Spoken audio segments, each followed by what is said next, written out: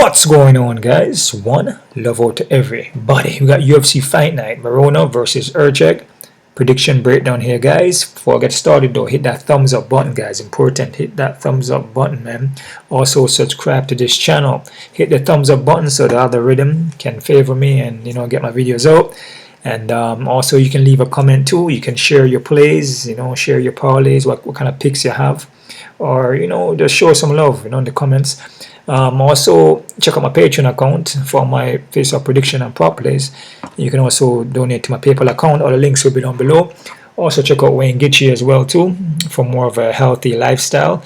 How to lose weight, how to exercise, meditation, breathwork, earthing, more, and getting back to nature, which is basically getting back to yourself, right? So you can check out Wayne Gaethje channel for that. 13 fights on this card here, guys, is in Mexico City. Like I said, every card is good, man. I'm never gonna judge a book by the cover, right? So I'm breaking it down. Also, it was pretty interesting. I got a lot of good matchups on this card, right? We're gonna fly into this here, guys. Not gonna spend too long on this, but we're not gonna rush through it either. So we're gonna, be accurate also, right? First fighter, we got Austin Hubbard versus Markel Medeiros. Austin here is going to be the more experienced guy here, guys, right? And seasoned fighter here. He's well-rounded. We look for the submission or knockout, and he's pretty durable. He keeps the pressure on you. He come forward. Going to have the 2-inch reach in him, right? It's a guy that used to be in the UFC, came back to the Ultimate Fighter, and won. I mean, he didn't win the show, I don't believe, but he won some fights coming back into the UFC, right? I say Austin is, in my opinion, is the more seasoned fighter here. What I see from Medeiros though, Medeiros coming from the Contender Series and short notice. Our next Contender Series guy here, like we see in majority of the UFC cards we've been seeing, and a lot of these Contender Series guys come and they lose the fights, especially when they're undefeated. They usually just lose, right? This guy here, we look for the knockout, have a 1-quitter hitter on him. Throws heavy punches. He will, be in the clinch, kind of put you against your cage. But I feel like he's lacking experience though, and his chin can be up in the air when he's defending, going back. His chin is like high up.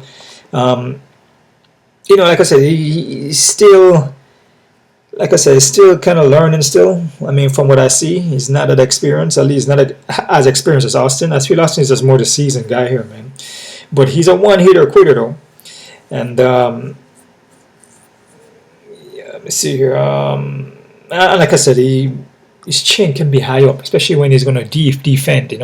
Sometimes he throws his punches too, or he's going backwards. His chin just flare up in the air. I'm actually liking Austin here, guys. I just feel Austin is more seasoned guy here, man. This is more of the well-rounded guy in my opinion, man.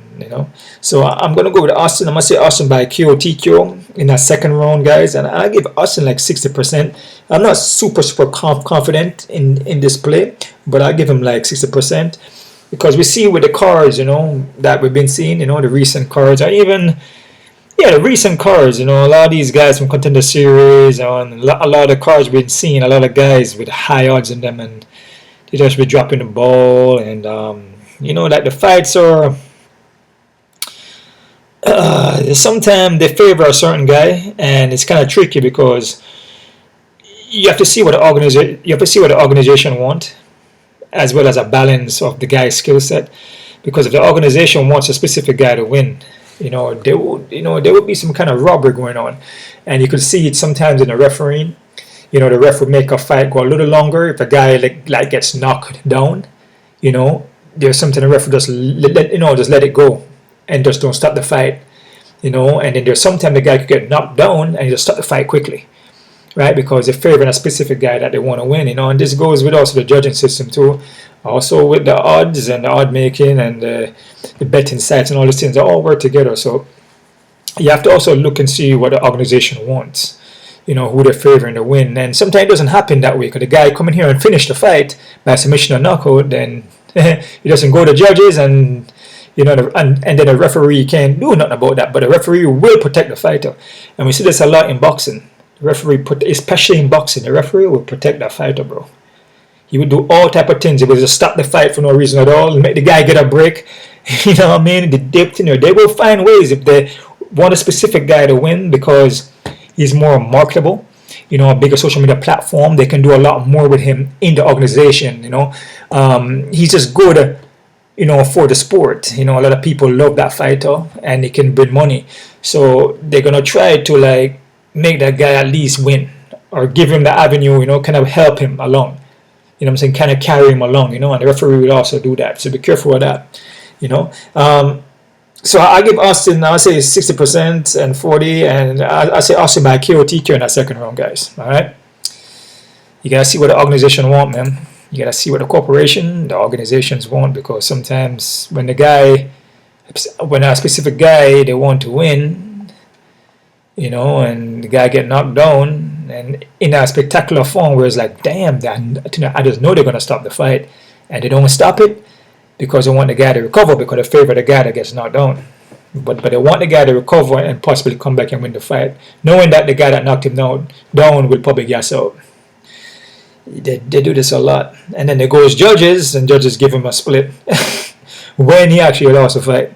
So I go with Austin Hubbard, KOTKO second round. Quick look at the odds here on that one.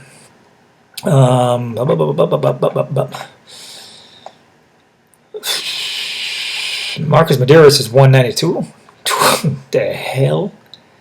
I disagree with that, bro. Again, like I said, Contender Series guys coming from Contender Series, you see this all the time, man. A lot of these 8-0, 9-0 guys coming into UFC from Contender Series, and they be losing, and they be on some high odds, man. I disagree. Austin Hubbard is experienced, seasoned fighter, man. That wasn't a UFC way back. He got kicked out and he came back. And the guy can, Austin Hubbard can strike. You know what I'm saying? It's not like he's like a can or nothing like that. The guy can box and he's technical, and he has a good base on him. So what I see from Medeiros, I see a lot of holes. His chin is high up. He has one hitter quitter. He can catch it with the knee, some of the punches, but nothing really stands out too much.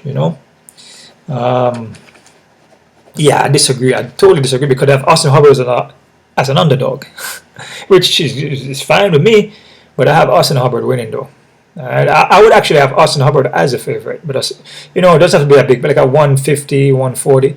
But I have Austin Hubbard as a favorite, not Medeiros. It just doesn't make any sense. But it is what it is. But I like Austin Hubbard though, by KOTKO second round, guys. Next fight, we got Jamall Emmers versus Gabriel Moreno. Jamall Emmers, man, this guy's a pretty good fighter, man. 3-inch of reach, experience, seasoned fighter. He's well-rounded, technical guy. We look for the submission, striking power, but he can get submitted though, and that's an issue with this fight here.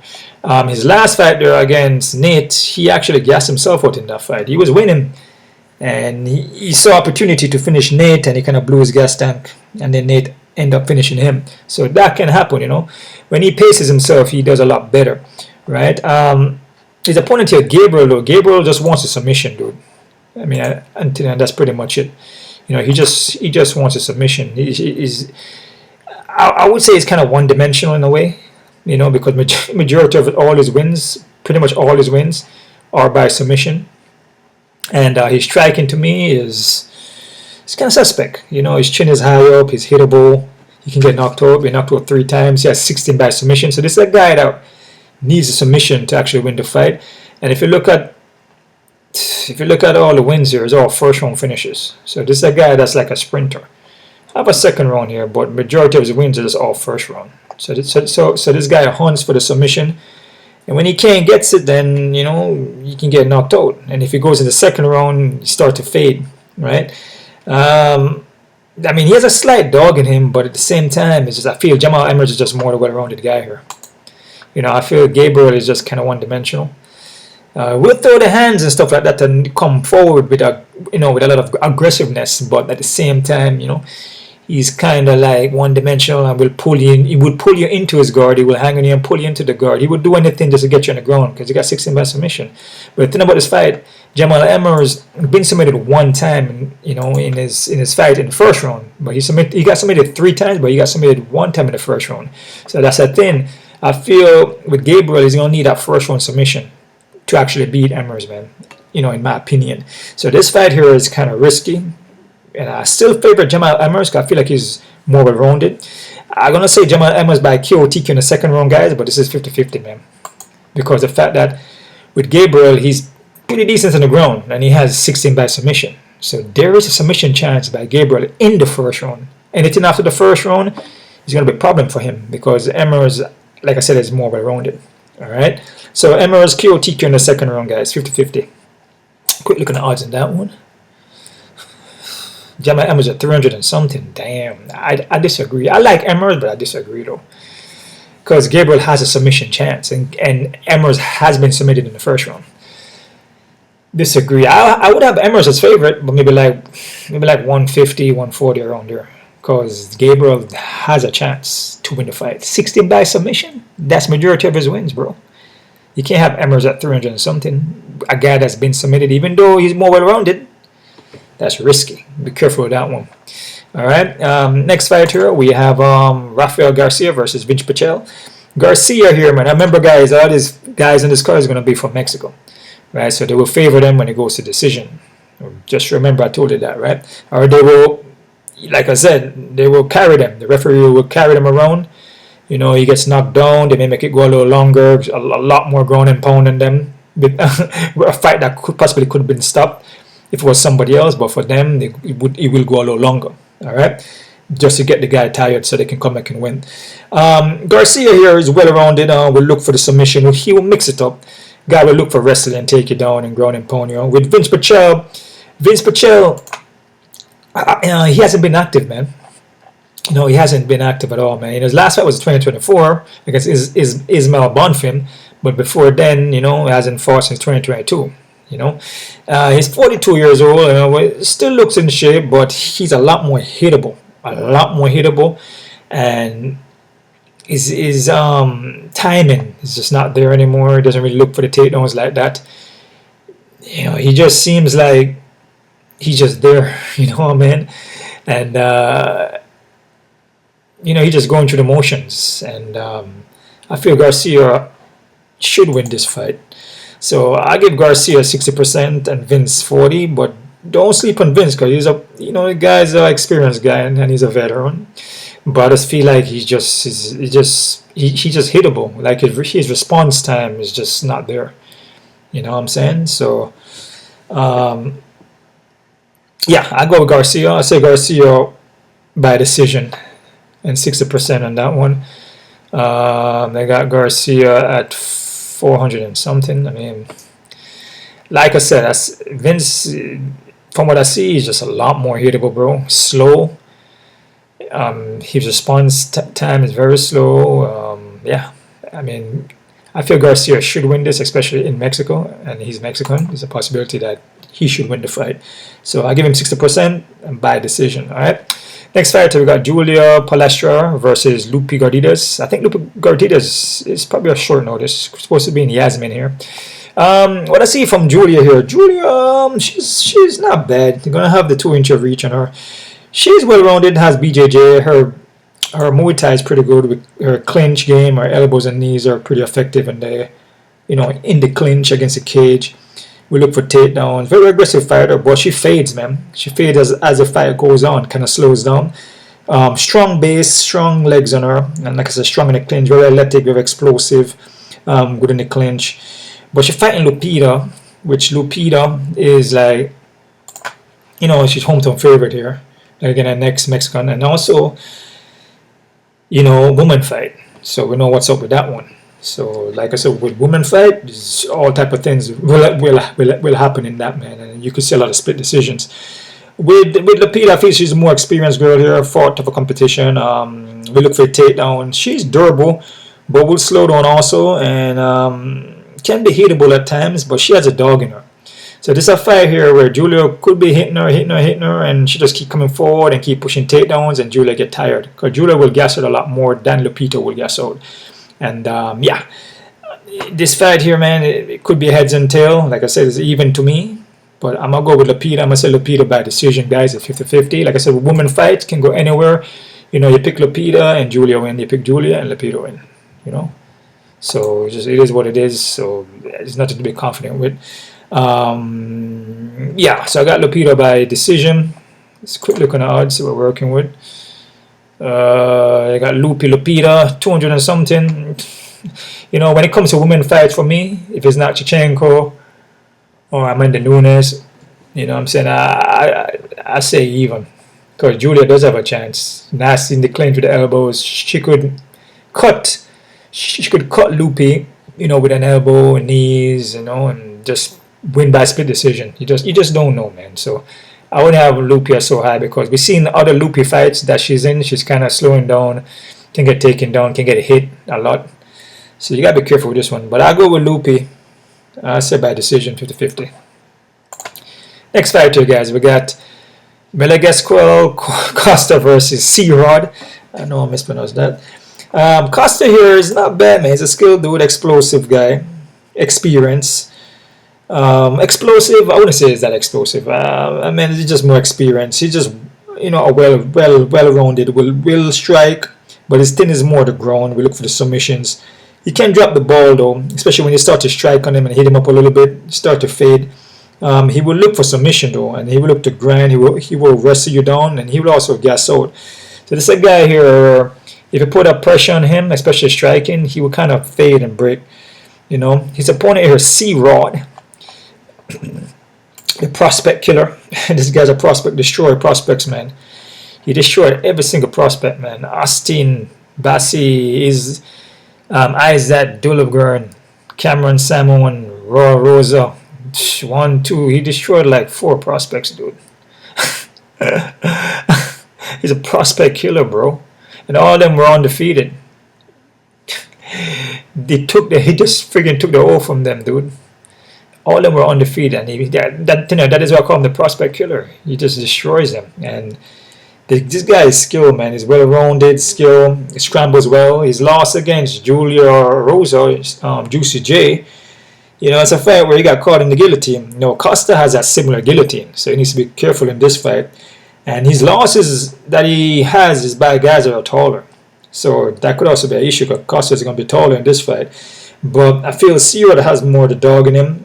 He's a prospect killer. He will look for submission, and he's been improving. Every fight, he showed that he's improved. You know, against Austin Bassi, that was pretty much a blowout. And he went in there and did his thing, man. You know, beat him up bad. He just scrambled on him. He defended takedowns, beat him up on the foot. I mean, the guy is skilled, man. Yeah, I mean, he has the hard dog, you know, but he has to be careful with Acosta. I think the only thing here is the submission from Acosta, but stand-up wise and just keeping that pace and that heart, I feel C-Rod is a better fighter here, man, in my opinion. So I'm going to go with C-Rod by decision, but it's still 50-50 though, man, because like I said, Costa is still a dangerous fighter. You got C-Rod at 155, 160. Okay, I mean, I don't see nothing wrong with that. I mean, I feel C-Rod is a better fighter, especially hard, and having that dog to keep pushing at high pace. Costa will break under that pressure. So C-Rod by decision, 50-50. Next fight here, guys. We have Ateba Gautier versus Jose Medina. Sorry, guys. Ateba should have a contender series here. This guy is explosive. Not that much experience, but he can hit. He can strike, man. Powerful leg kicks, body kicks, punching power. He wants to strike. You know, he has sambo, but from his takedown defense, from what I see, it's improving, but he can still get taken down. But he packed power though, man, and he has potential. Kind of remind me of Vegano, right? 6-inch reach, 4-inch height in this fight, which is massive. His opponent though, Jose though, man, Jose is like a punching bag. I mean, just being honest. I mean, I'm not disrespecting these guys, you know, but he's a dog though, and he'll push forward. Poor fight IQ. He's going to be the slower fighter. He's not as athletic at all. He's durable, can take a hit, take a ticking and keep. He can take a licking and keep on ticking, but at the same time, you know, he's just getting beat up on. And eventually, after a while, your head not meant to get hit like that. Eventually, you will go out after a while. Like I said, you know, your brain not meant to get hit. So the more times you get hit is the more damage. And then you go into that one fight, you take your last shot, and then night, you know, everything just vanish, just becomes white. You know what I mean? You just fade out, and you're waking up, right? So it's one of those fights where I'm liking Ateba. I just feel Jose is a punching bag. You know, he's gonna be the slower fighter.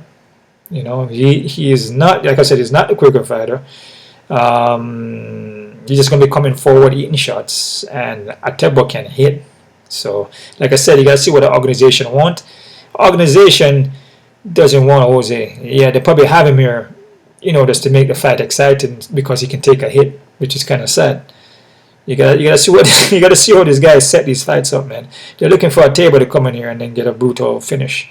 You know, let's take a quick look on the odds here, guys. I have Ateba by KOTKO in the first round, but it's 50-50 for me for the same reason why. Contender series guy. He's not experienced, and Jose still got the dog in him. They got Ateba 400 and something. Hell no. Let's see, man. There's odds. I like Ateba, and Jose is a punching bag, but at the same time, you know, if Jose can get a takedown, you just don't know. And if Ateba gets tired, because he can get tired, you know, you got to look at that, man. You can't have this guy at 400 and something. You know, there's a possibility that he doesn't get the finish because Jose can take a hit, and then he's all tired. And then Jose just pushing a high pace now, and Jose probably even outstrike him. You just never know, man. Once that explosiveness goes away and he's tired, remember, when you're tired, everything goes out the window. That athleticism, that speed, everything goes out the window. Your hands are heavy, everything, your feet don't move no more. So these guys are 400 or something. I'll be careful with that one, man. I'll be careful. But I like Ateba, though.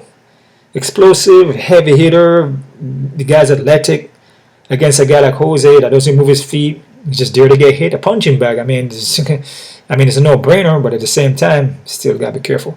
KOTKO first round 50-50 by Ateba. Be careful with that one. Next fight here, guys. We have just flying through these, but accurately. Édgar Cháirez versus CJ Varga. Édgar here, man. Édgar is a well-rounded guy, man. We look for submissions. We'll also look to strike. Nice job on him. A quick 1-2 in the pocket. Keep the pressure on your 4-inch reach, which is massive, man. This guy's a skilled fighter. He's all around a good fighter. CJ, more boxing. Gonna be the slower guy here. So the speed is gonna be on Édgar. Doesn't move too much his feet, like I said. He's kind of stationary. Yeah, it's just one of these fights where we're talking about a guy in Édgar who's going to be the quicker fighter here with accurate strikes, has submission game, yeah, I mean, and has that jab. A guy like CJ is going to be there, will push forward, will apply pressure, but he's going to push him forward into her jabs and leg kicks. And like I said with Édgar, he's quick, he's a quicker fighter. And we see CJ when he fights guys who are quicker than him, he has problems. Like Ramazan, Ashu, you know, Tahara, Odi Osborne. You know, those guys were quick, especially Odi. He's quick at the movement, and he had a hard time because he's a slower fighter. You know what I'm saying? So he can't keep up his time. He can't get a timing on them because he doesn't have the speed. He's not able to move he doesn't move his feet. So how is he going to have timing if he can be in relationship with the fighter? It's like dancing. You know, if you have a dancing partner and you're trying to move with your partner is moving left, right, but then you're not moving at all. Like how are you going to keep up with their rhythm? It's just not going to happen. I'm liking Édgar. I'm going to say Édgar by submission, guys, in the second round. All right, still 50-50 because, like I said, a guy like CJ is kind of like a dog, but I mean, he's not the quicker fighter, and he's going to be running into jabs, dude. So it is what it is. Just take a quick look on the odd here, man. So we're looking at, they got Édgar at 278, 280. Yeah, I know there's nothing wrong with it. The guy's a quicker fighter. But if CJ gets him down, you know, and ground and pound him, it's possible. But then Édgar off his back has submissions, and CJ has been submitted. I believe he's been submitted like, I think he's been submitted like, I want to say 2 or 3 times already. And he's been knocked out 1 time. So I see more submission though. He's been submitted 2 times. I'm saying 3 because Édgar's going to get the 3rd one. No, man. It is what it is though, man. It's all over the end of the day. I mean, you know, these guys put the work in, come in here, anything can happen, to be honest with you. CJ possibly could win, but I'm favoring Édgar. Okay, Édgar by submission, 2nd round, guys, 50-50. Next fighter, we got Ronaldo Rodríguez versus Kevin Bordas. Ronaldo here is becoming like I guess a fan favorite. Rasa, man. Rasa. Yeah. His eyes are wide open. You know, looking, I guess people may say looking like a crazy dude, kind of. Rasa. Yeah, that's not brilliant, man. Oh, boy. Say, no, yeah. Put it, okay. Rasa. Oh, gosh, dude. So this guy, obviously UFC loves this guy because he's marketable and he has a big fan base. Over, it looks like he has like 2 million subs or something like that on Instagram, but you know, it is what it is, right? But you gotta be careful with these fights, man. This guy's a zombie, walk forward, keeps coming forward pressure, but he can get knocked down. He can get hurt in the first round. Like his fight against Odie had him in that first round, literally knocked him out. The fight looked like it should have been over, but then what happened? The referee didn't call the fight. He let the fight go because you know that Ronaldo is going to recover. So he wants Ronaldo to recover because that's just how it goes. So he can come back in later rounds and beat Odie. I thought Odie possibly won that fight, but it goes to decision. And then what happened? Exactly. So, and Ronaldo is from Mexico, so you got to be careful with this. It's a guy that you can touch him up, man, and knock him down, bro. And possibly even finish it. He never been finished, never been submitted. But if this guy get knocked down, the referee is not going to stop it. They will let him recover as best as he can so that he can at least try to come back and possibly get a split decision or possibly get a submission. So this guy here, he has skills and he has potential, but you know, he would give up positions, can get taken down, can get touched up, but then he will wear on you. So his thing is more of his cardio, and his ground game is not bad. I feel like ground game is better than the striking, because the striking is hittable. Fighting a guy like Kevin is slightly like Odie, but I feel like Odie is a little bit better. You know, Kevin will fight on the outside, uses reach, 3-inch of reach. You know, you put that jab on you, kind of like an in and out movement, but he slows down, kind of like Odie. But I feel like Odie's a little better than Kevin. Doesn't handle pressure too well like Odie, and he also can get taken down like Odie. So this fight is pretty much mirror image of Odie, but a lower version of fighter. But still, like what I said, Kevin will strike and hit. So don't be surprised if Kevin come into the first round and knock him down. You know, knock Ronaldo in that first round. That's a strong possibility, man. You know what I'm saying? So a guy here like Kevin, you know, he's a quick fighter. His striking is not bad. I feel like he has better striking than Ronaldo has, you know. So, but he can get taken down, don't put on his back. And Ronaldo, I feel, is better, you know, with the ground game and better with the submissions. But like I said, what does the organization want? What does the corporations want? They want Ronaldo to win. You know, they're not looking for Kevin to win because Ronaldo is the one that they want to market. You know, because he has a big following, a big fan base. You see, Mexico card, Ronaldo from Mexico, perfect. Give him a guy who's similar to Odie, but a lower version of Odie. I got Ronaldo by submission in the second round, and the referee will possibly carry him. So if Ronaldo knock him down, they're not going to stop it. I feel like the only way that Ronaldo can lose his fight if he gets knocked down and he's like literally out. Then obviously they're gonna have to stop it. But if he gets knocked down and he's still coherent and he's still there, they won't let that go. Just in hopes that Kevin gets tired. I don't think Kevin has any submissions. Nope. So it's only striking, only by knockout is his way to victory. Because if it goes to decision, he's not going to win because he slows down as a fight goes on. So majority of his wins are by knockout. So, and as the fight goes on, he gasses out. So, I'm going to go with Ronaldo for that one. I said Ronaldo by possibly robbery, but submission in the second round. Alright. Next fight here, guys. I'm just keeping it real with you guys, man. Keeping it honest, you know, which a lot of people don't do. So, honesty, such a lonely way. Everyone is so true. Alright, next fight here, guys. We got David Martinez versus Simon Oliveira. David Martinez, man, I like this dude. I like his skill set. He's pretty accurate, pretty technical. He has a karate base in him. His kicks are pretty powerful. Very intense dude, though, man. I mean, he comes in there. You can tell in his eyes he's wired up. He's ready to go. Everything 100%. Throw that leg kick 100%. Spinning heel kick. The Muashi garage with 100%. Let me see. Spinning heel kicks. Heavy kicks. And he bites down and come forward, man. And this is the next Mexican fighter here. Yeah, this guy, technique, he's pretty sharp, you know, and I like what I see from him. You know, Simone, on the other hand, Simone hasn't fought since 2023. He's not active. He wants a submission also. So his thing is just to get the sub, man. So he's like a one-dimensional guy from what I see. Striking is not that great. He wants a submission. If he can't get that, he's done. And his striking defense is not good. And fighting a guy like David with all those kicks from different angles is going to be dangerous for him. And he throws it with 100% rate, especially the leg kicks. What I see from Simone, he's flat-footed. And he's there to get hit. Yeah. And David can also box. His hands are not bad. He was, I believe, a kickboxing champion. So the only way for someone to win this fight is by submission, obviously. He has 11 by sub. I mean, but I like what I see from David, though, man. He's very technical with the striking. I feel like he's a more well-rounded fighter here. I'm going to say David by KOTKO in that first round, guys. And I give him 60% on this one.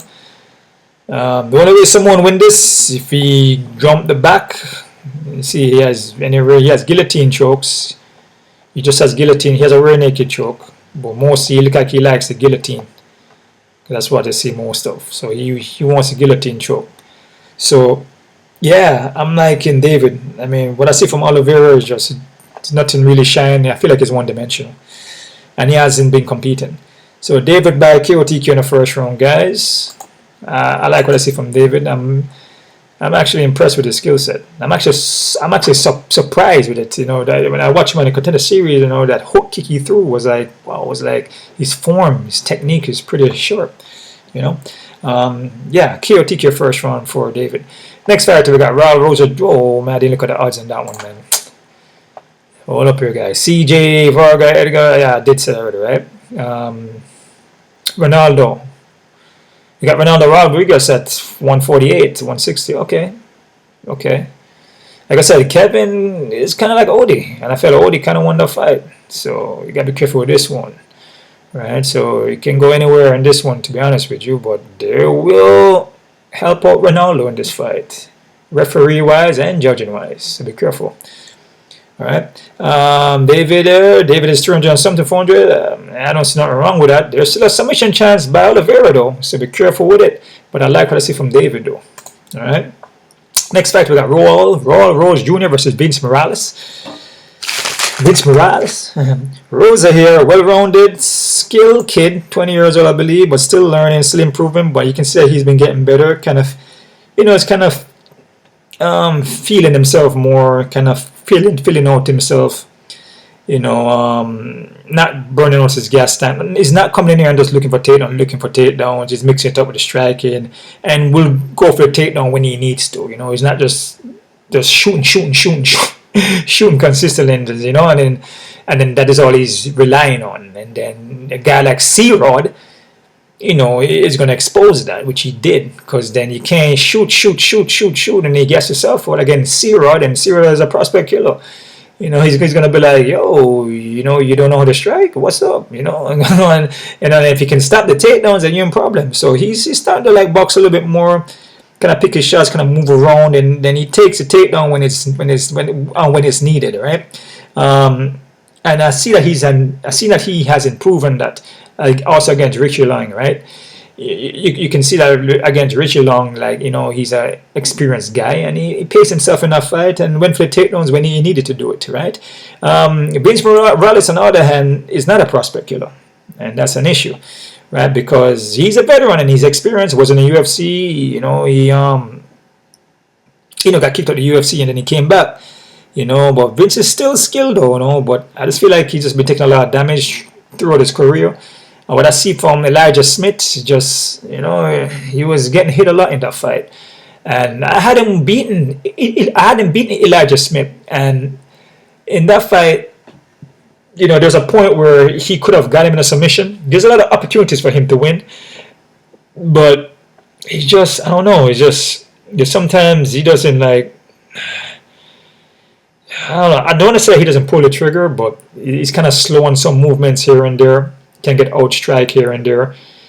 You know, he's hittable at times, like I said. So it's like, it's just one of those things where, you know, I just feel with Rosa at this point, he's going to be a quicker fighter. You know, with Vince, he can get taken down. Rosa is good with wrestling and will look for takedowns. You know, Smith was taking Vince down and pulling him down in the back, and then he would just be on his back. You know, Vince is going to have a 3-inch reach. The only thing in this fight is the striking, though, from Vince. You know, his boxing is pretty decent. So there's a possibility he could outstrike Rosa, but like I said, it's a takedowns, man. And like I said, with Vince, he is hittable, man. You know, and that's an issue here, man. So at this point right now, I just feel like Rosa has the experience now and is gaining the experience, and I feel like, you know, he should win this fight. I'm going to say Rosa by submission in the second round, guys. Alright? Not taking anything away from Vince. You know, like I said, the guy is skilled. There's a possibility that Vince could win. You know, but what I see from him with Smith, it's hard for him to keep up with those guys that are quicker. And also elusive. Right? And athletic. Because Rosa is athletic and quick, and Smith was also athletic and quick. It seems like because Vince is kind of sometimes can get flat-footed, you know, and that's an issue right there. So you're flat-footed, you don't move your foot, you're gonna be getting hit, you're gonna be getting taken down. They got Rosa at 400 or something. I mean, I disagree with that, but I could see it though. Like I said, in and out movements, quick on the takedowns. Vince is not that quick. He doesn't move his foot. I mean, you know, against his younger, hungry lions, you know, prospects, and he's not a prospect killer. Yeah, so I got Rosa by submission in the second round, guys. Next fight here, guys, we got Kevin Gastelum versus Joe Pfeiffer. Kevin Gastelum, experienced veteran guy, skilled, keep the pressure on you. His boxing is pretty good. His wrestling, he uses it, but not that much. Just wants to stand up more. He's durable, can get subbed, and he's becoming more hittable as moments go by. Joe, on the other hand, Joe is freaking going to be massive in this fight. He's going to be huge, dude. 5-inch of height and 4-inch reach. Freaking massive. And he's skilled, and he pack power, and he has wrestling. He will gas out, but he mostly seems like he gas out when he's going to be a 5-round fight, this was his only 5-round fight against Jack Mershman, which I had Jack Mershman winning that fight. You know what I'm saying? Just being a more experienced guy, but if it was 3 rounds, Jack would have lost. Jack just uses, you know, his experience to win that fight, knowing that Joe would probably gas out. So a 3-round fight for Kevin, you know, I feel Joe should win this, man. He's going to be bigger, stronger, quick, but not only that, he does has the skills. So if you're just being big and quick, you know, that doesn't mean nothing really. You know, it helps, but if you don't have the technique and the skills, then, you know, against a guy like Kevin who has technique and skills, you know, he could be victorious against a guy who's just big and fast. But Joe does have the skills though, and he has experience now. You know, not to gas himself out like that, because he went against Jack Mershman and, you know, and actually lost that fight. I'm gonna go with Joe. I'm gonna say Joe by decision, but it's 50-50. And I sleep on the veterans, because we see this all the time. You know, these guys fight the veterans and lose, which happens all the time. Kevin Gastelum, they got Joe Pfeiffer at 300 and something. I mean, I'll be careful with it, man, but man, Joe's gonna be massive in this fight, bro. He's gonna be massive. I mean, his reach and power and everything is gonna be massive, bro. And the height, and a guy like Kelvin, like I said, he's just very hittable, bro. He just welcomes the hits, which is not a good look. I guess a guy that can hit, a guy that can hit, you don't want to welcome that. I'm gonna go with Joe. I'm gonna say Joe by decision, 50-50 though. All right. Next fight here, guys. I believe this is gonna be the co-main event. We got Manuel Torres versus Drew Dober. Torres here, 2-inch of height and 3-inch of reach. Guy's pretty skilled, dude. He's actually well rounded. Nasty elbows. We come at you with the elbow. Nasty punches. His ground game is not bad. We look for the submissions, but I guess Ignacio though, you know, that fight there, it was like one of those fights where the IQ just didn't look good. You know, he was doing the same thing over and over again and getting caught. You know, with that with that counter right. And he did it one time, corner right, got knocked down. He came back and do it again the second time, corner right, the same thing, and got finished. So there's a fight where it's like his IQ is like you're doing the same thing over and over again. But this guy here is a first round finisher though. So if he doesn't get you out in the first round, he could struggle as the fight goes on. So a guy in Dober, Drew Dober, the UFC loves Drew Dober, man. The UFC loves this guy. He's a veteran, skilled guy, very, very experienced. He goes in there and he fights, and he's a dog. He can get cut up though in the face though. So if Torres hit him with an elbow, that could be it. He could open up a big cut and the fight's over. But Dober is skilled, man. He's good with the submission, good with wrestling, and he pack power. But he can easily get cut up because of scar tissue over his eyes, right? So this is a fight where you gotta be careful with this one. But I feel Drew Dober here is just a more experienced guy, man. And Manuel Torres will push a heavy pace, but I just feel like Drew Dober has seen that. But it's just the fact that the elbows, man, you know, if he gets hit, he could get cut. So that's a fight where you got to be careful with that one. That one is an even fight. I don't disagree with it. I mean, yeah, because Manuel Torres could come in here and catch him with an elbow. Or just a punch. You know, the guy hits heavy. The guy hits hard. But it just seems like he forces things a lot because he needs to finish the fight quick because I guess he tires out. Drew Dober is a more experienced guy that can pace himself and look for the openings and possibly even get takedowns and all these things. But Torres will look for submission too. So this is a fight where it could be a heads or tail fight. You know, I mean, just to be honest with you, you know, I feel like Torres can take this fight anywhere and Dober can take it anywhere. But I'm looking for more experience by Dober. I'm gonna say Dober by KOTKO in the second round, guys. And I'm not confident, obviously, like a heads or tail. All right. Main fighter, we got Brandon Moreno versus Steve Erceg. Yeah, man, guy like Brandon Moreno here, man, skilled guy, he's well-rounded veteran, you know, was in UFC, you know, he got kicked out and came back, 2-inch of reach. He's very underrated. This guy is very, very smart fighter, smart fight IQ. Steve, I feel with Steve, he's been pushed too fast, you know. And, you know, yeah, he has wins against some guys here, but Matt Chanel, who's not in the UFC anymore, Alexandro Costa, you know, and David Dorak, you know, I mean, those are his two fights that kind of pushed him up to fight these guys like Andrew Pantoja and Kaya France, you know, which he lost, you know, he got knocked up by Kaya France. You know, it's just one of those things where there's different levels to the game, and these guys like Kaya France and you know, and Pantoja and Brandon Moreno are like top of the food chain. That's a different level than Matt Chanel and Alexandro Costa and David Dorax, man. I mean, you know, I mean, and that's an issue. I don't feel like he can hang with those guys, not quite yet. So Brandon Moreno for the win, guys. I mean, you know, over there in Mexico, you know, I mean, Brandon Moreno split, you know, is a possibility, even if it even gets there. I just feel skill-wise, I feel Brandon Moreno is a skilled guy. Steve, you know, decent with the boxing, you know, is skill, but I feel like he's lacking the experience when you're fighting these guys here. So you probably say, oh yeah, but he fight Kaya France and he fought Pantoja. Yeah, but you can see in the Pantoja fight, he kind of slipped up on a lot of things. That's just experience, bro. You know what I mean? I know he's fighting Brandon Moreno. It's going to be 3 losses for him. So I'm going to say Moreno by decision. I give Moreno 60% and Steve 40 there, guys. All right, so that's my breakdown predictions right there. Don't forget to sub, guys. Help me with the algorithm here. Get these videos out. Trying to get these videos out early to you, and I'm not trying. I'm doing. You know, I'm working on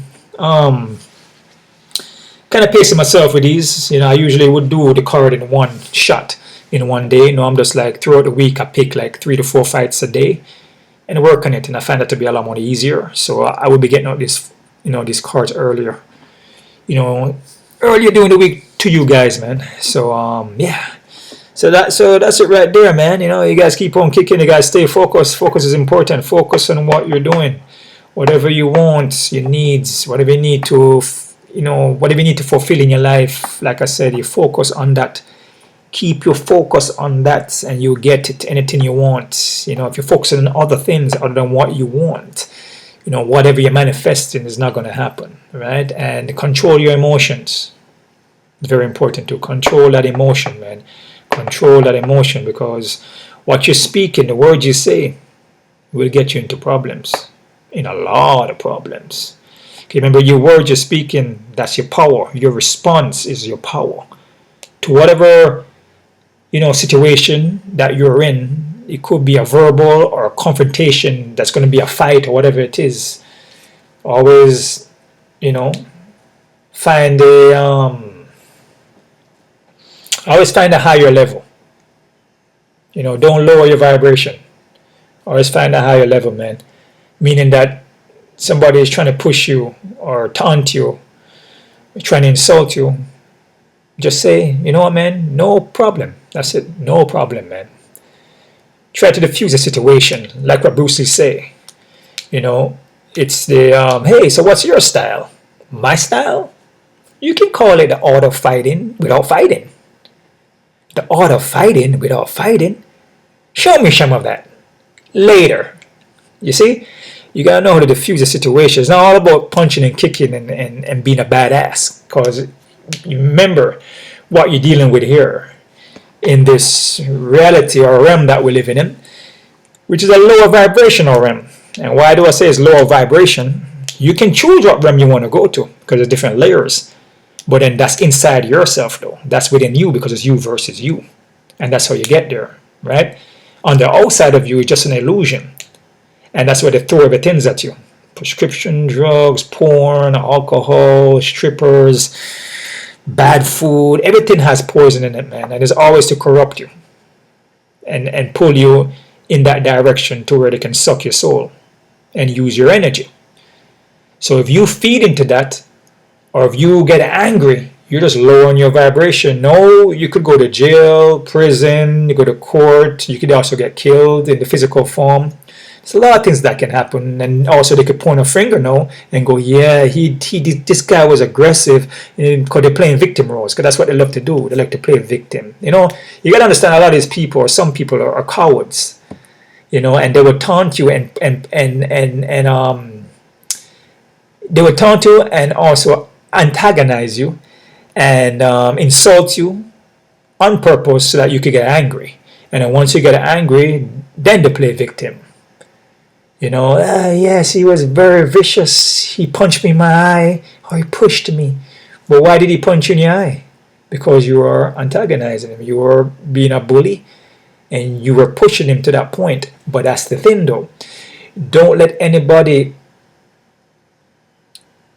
like shift your mood. That shouldn't happen, especially when we say a sheep or people that's just in the system, a product of the system, right? Don't let them push you to a point where you need to cause harm or be like angry. That's why you gotta control emotion. As I say, emotion can be enemy, because it's really you versus you. So sometimes the best thing is just silence. Don't speak. Keep your eyes on them, though, because it's different when you have to defend yourself, you know, as far as like in a combat state, like a fight. So don't let them put their hand on you, though. That's like different. Now you're talking about self-defense. That is different. But never throw a first shot unless you feel threatened and the guy look like he's gonna, you know, like he's gonna do something. Usually it's good to get off the first hit, because the first hit could be the last hit. You know what I mean? So that's what I learned from, you know, the street. Never let somebody get the upper hand on you, especially when you can feel the energy. When the guy is super aggressive and he doesn't want to stop, and you keep coming forward, he's super angry. And then, you know, then we got a little problem. But you always try to diffuse the situation, though. Try your best not to fight, the art of fighting without fighting, because you don't want to play around in that realm, man. In that low vibrational realm, you don't want to do that, man, because a lot of things can happen. A lot of different things can play out, because remember, your power is how you respond. All right, I just want to share that with you guys. And the reason why I'm doing this, because things that I explain to you guys is things that I have went through, you see. And the only reason why I know, because I went through these things. I went through a lot of things in my life, man, like a lot of things, dude, which I will probably make a video on that and explain the things that I've been through, all through my life from a small child. Like I lost my mom when I was young and pretty much was on the street for like a whole year, just me and my brother. Like we had no food, nothing like that. We just roaming the street, getting into trouble here and there, but that actually made us stronger, in a mental state wise. But like also losing my mother, it causes problems too, because there's things that we didn't really deal with, when you lose your mom like that, especially at a young age. So it carries on into your adult life, and then you find yourself getting into trouble in your adult life and wondering why you're doing these things, why you're drinking so much, because things that happened when you were younger with your mom, you never really tapped into that. You never really understood. That's things that you gotta like come to term with, and if you don't come to term with that, it can eat you up on the inside. You know what I'm saying? And you will be doing things in your adult life, like getting in trouble and doing things and like being an asshole and like just want to fight all the time and aggressive. Like me and my brother were like angry. We're angry. You know what I mean? We're angry. So nobody could tell us nothing. I couldn't hold on no job. Because soon as anybody come say something to me, I want to fight. Because you can't tell me nothing. You can't teach me. You can't tell me nothing. So as soon as you say something, it's like I'm in your face. I'm not ready to go. I'm not ready to fight. Like I said, I've been through a lot, and through all my journey and my experiences come with change. And the change didn't happen overnight. It took a lot of falling on my face. Like some close encounters where it's like death. But then in my mind, going through it, I never thought of it until later on when I reminisce and go, damn, that was a close call. I had a lot of close calls. So but I shared that with you and some other videos there, guys. This is just for the prediction thing. I'll post it to my channel. I'll post it to both channels, to my Wayne Gitchy and to the True Analysis. You guys keep on kicking. One love up to everybody. And